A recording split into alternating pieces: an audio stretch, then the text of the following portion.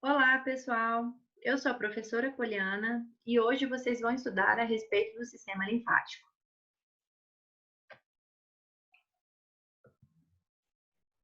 Bom, o sistema linfático, ao contrário dos demais 13, 12 sistemas anatômicos presentes, ele não é tão alvo de estudo como outros sistemas, esquelético, locomotor, muscular e até mesmo que o articular.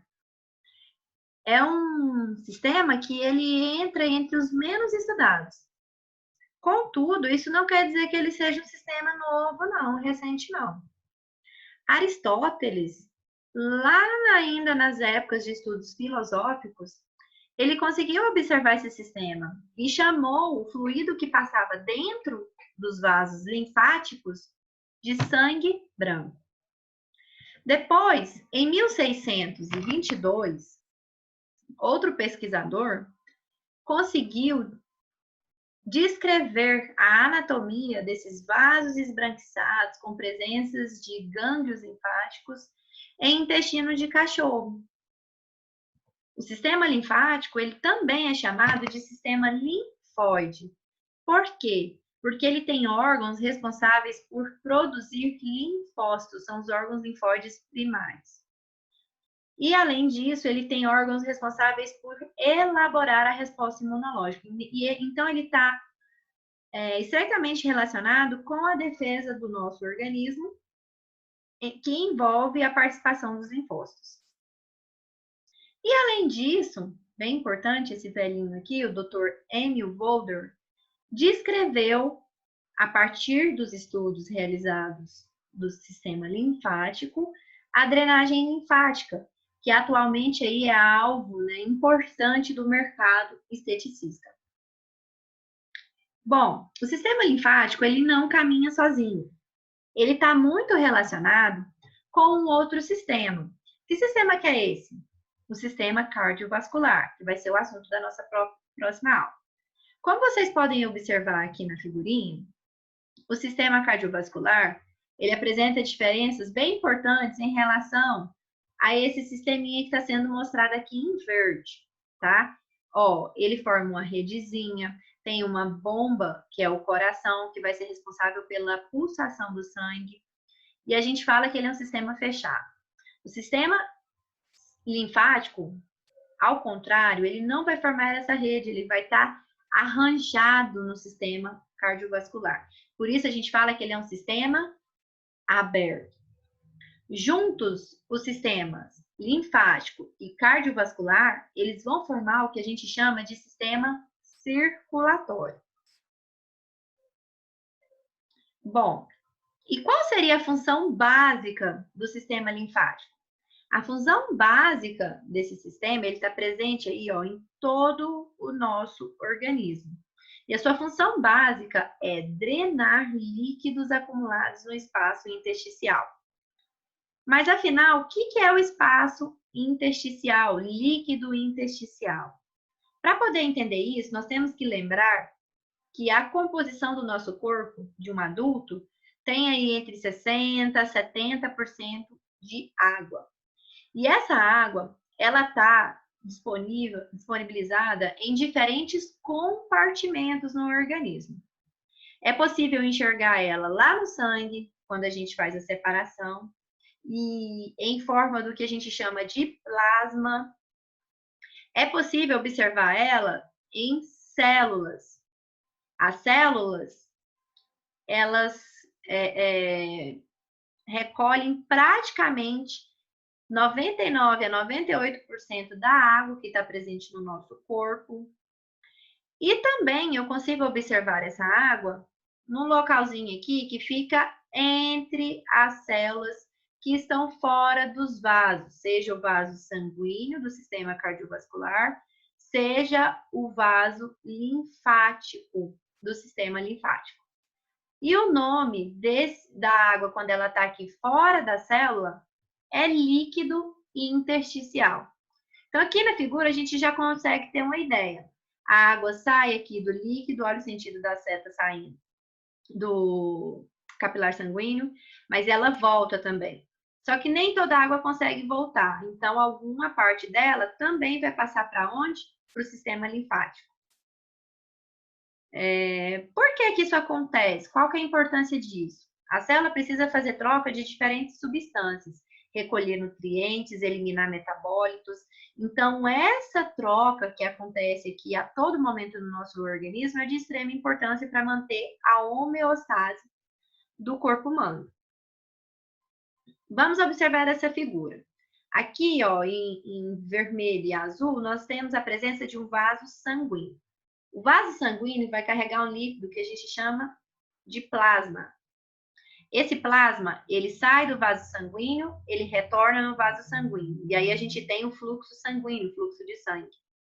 Quando ele sai do vaso, ele vai localizar aqui, ó, entre as células, no espaço intersticial. Então, aqui esse líquido, ele vai ser chamado de líquido intersticial.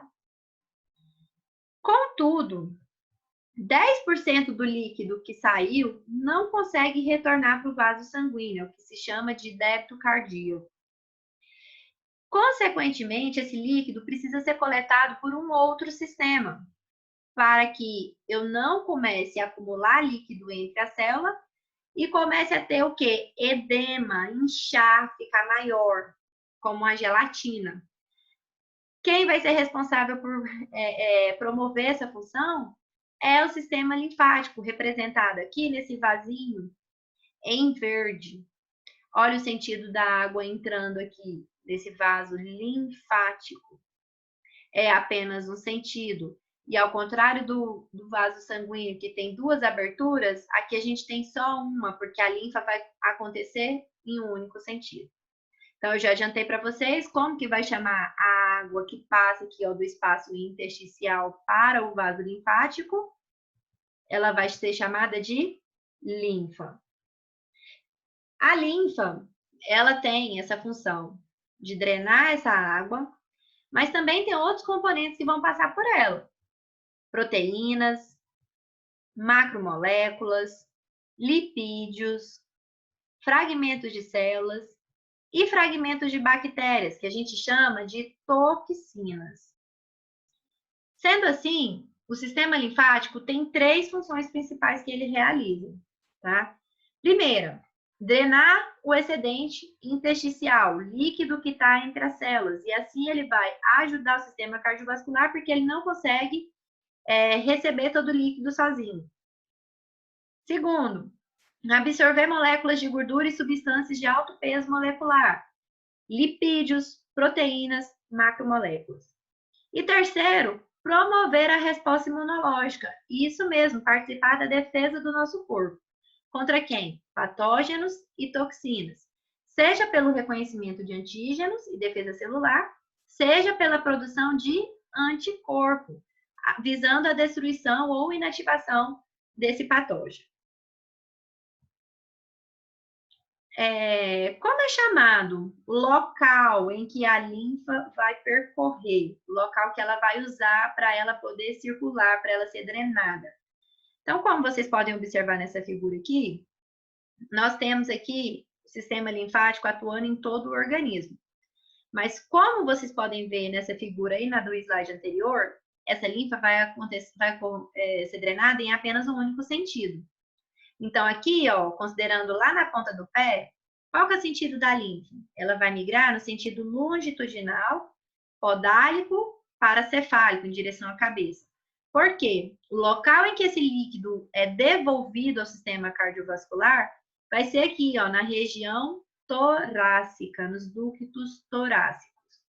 Então, ela migra em um único sentido, do pé para o tórax, e aqui da mão para o tórax. Do pé para o tórax é o sentido longitudinal, podálico, cefálico, e da mão do sentido lateral em relação ao medial. Importante sobre os capilares linfáticos, que são as menores estruturas desse sistema. Eles vão ser mais calibrosos e irregulares que os capilares sanguíneos. Segundo, eles têm a presença, conforme mostra a setinha aqui, de válvulas. É isso que vai assegurar o sentido único de fluxo da linfa. É por isso que a linfa não é drenada no sentido contrário do que nós acabamos de observar. Senão eu teria edema e não eliminação de líquido. Bom, o sistema linfático, ele é tido como aberto, conforme eu falei para vocês naquela figurinha aqui, ó. Em vermelho, azul e roxo, você tem sistema cardiovascular. Ele forma essa rede de capilares. E aí o sangue está sempre circulante, é um sistema fechado. No sistema linfático, representado aqui em verde, você não consegue observar essa rede de capilares.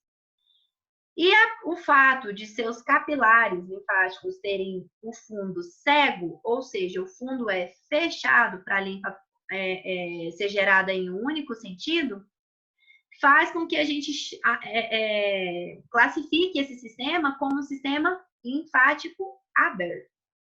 Outro ponto que é importante a gente lembrar e reforçar. O sistema linfático, ele não é liso. Ele vai ter a presença de projeções de estruturas, que a gente chama de linfonodos, nódulos ou gânglios linfáticos. Esses gânglios, linfonodos ou nódulos, eles são importantes porque eles vão ter locais concentrados de linfócitos, que são as principais células ali presentes. E por causa disso, eles vão funcionar como uma espécie de filtro para poder reconhecer qualquer patógeno, qualquer substância estranha que esteja invadindo o nosso organismo. A partir dos capilares linfáticos, nós vamos ter vasos com o calibre maior. E aí a gente já não chama eles mais de capilares, nós passamos a chamá-los de vasos linfáticos. E esses linfonodos, esses nódulozinhos, conforme mostra aqui na figurinha, ó, eles vão estar presentes lá nos vasos linfáticos. Sendo importante lembrar que eles vão se parecer com um grande feijão e eles possuem aí cerca de 2 centímetros de comprimento. Além disso, embora eles estejam distribuídos em todo o organismo, eles estão mais concentrados em locais específicos do corpo. Que locais que são esses? São os locais especializados, que a gente chama de gânglios do pescoço, gânglios da clavícula, gânglios da axila, gânglios da virilha. Por isso que é comum a gente observar essas estruturas alteradas quando a gente tem, por exemplo, algum tipo de infecção, de acordo com o local que é acometido. Qual é o sentido de circulação da linfa? Então, ela vai vir da primeira estrutura anatômica, que é menos calibrosa, mais delicada, menor, mais fina, que nós chamamos de capilares linfáticos. Aqui está representado ó, em amarelo e em verde, tá? A partir dos capilares linfáticos, eles se especializam, ficam maiores, mais calibrados e formam o que a gente chama de vasos linfáticos maiores. Esses vasos linfáticos maiores vão drenar a linfa para estruturas maiores, mais complexas, que a gente chama de ductos. Ducto torácico e o ducto linfático direito. Cada um vai ser responsável por drenar uma parte do corpo. O ducto linfático direito, ele vai drenar metade direita da cabeça, pescoço, tórax, pulmão direito, lado direito do coração, face diafragmática do fígado e membro superior direito. E lança essa linfa que foi drenada lá na veia braquiocefálica direita. O ducto torácico, por sua vez, ele vai drenar para a veia subclávia e veia jugular interna do lado esquerdo, toda a linfa advinda do restante do corpo, que não foi drenada aqui. Olha aqui, mostrando a localização dos vasos linfáticos com a presença dos gânglios linfáticos. O sentido da drenagem, então, é o quê? Dos capilares linfáticos para os vasos e troncos linfáticos. Esses vão lançar a linfa em veias de médio e de grande calibre. conforme a gente viu no slide anterior. Então, olha essa outra figura, para vocês observarem, onde a gente tem o ducto linfático direito e aonde a gente tem o ducto torácico, que é o que vai drenar o lado esquerdo do corpo, tá? Quem que é a célula que está presente na linfa? Aqui nós temos o esfregaço do sangue. Tem presença de eosinófilo, monócito, neutrófilo, linfócito. Todas essas células vão estar presentes lá na linfa? Não.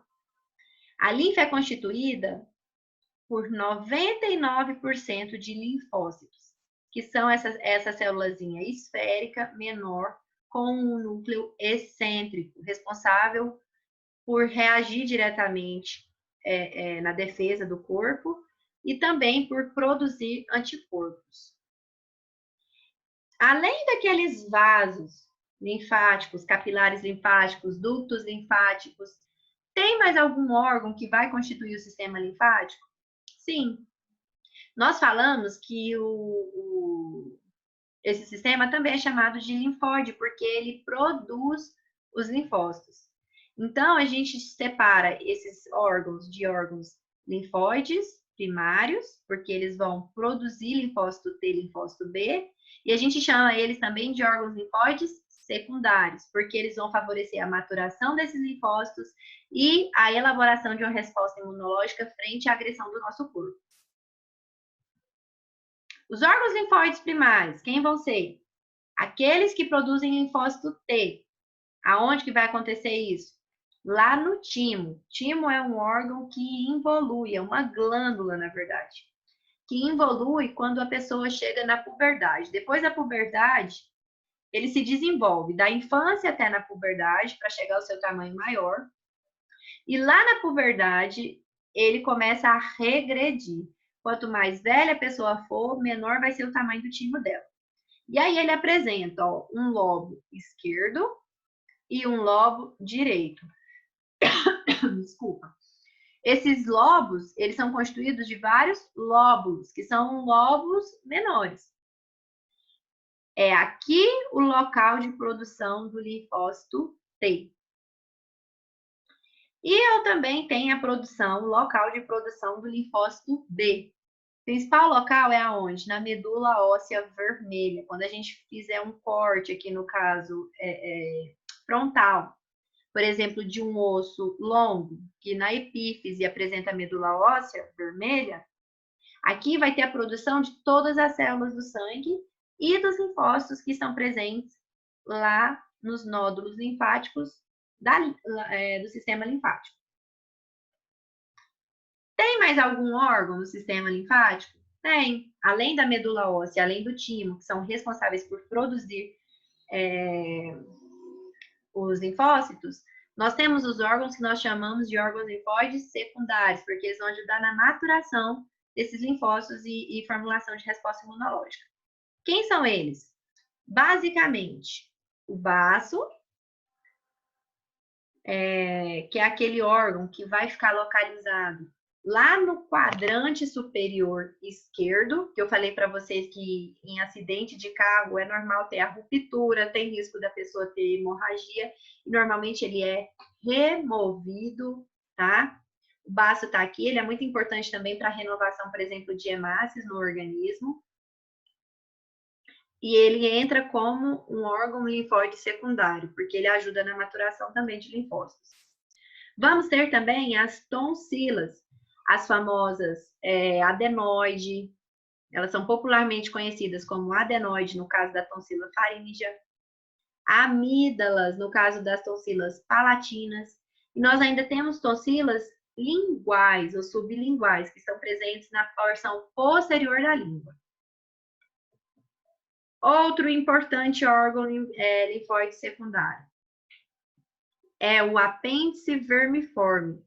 O apêndice vermiforme é aquele órgão que a gente viu que ele também é único, é ímpar, mas ele está localizado no quadrante inferior direito. E nos casos de inflamação, a pessoa pode apresentar o apendicite. Olha aquele representado em verde. Embora muitas pessoas questionem a real função dele, ele é um órgão linfóide secundário. Ele está presente aqui próximo do sistema digestório, né, nas diferentes partes aqui dos cólons, que é o intestino grosso, mas ele atua como um órgão linfóide secundário. E por último, nós temos os gânglios linfáticos, que já foram repassados nos slides anteriores. Então, pessoal, eu deixo aqui essas 5 perguntinhas para vocês reverem, lerem em artigos, em livros, em outras fontes de dados e poderem responder isso no caderno de vocês. E também deixo aqui as perguntas para que vocês possam realizar o fórum dessa semana. Foi um prazer estar com vocês.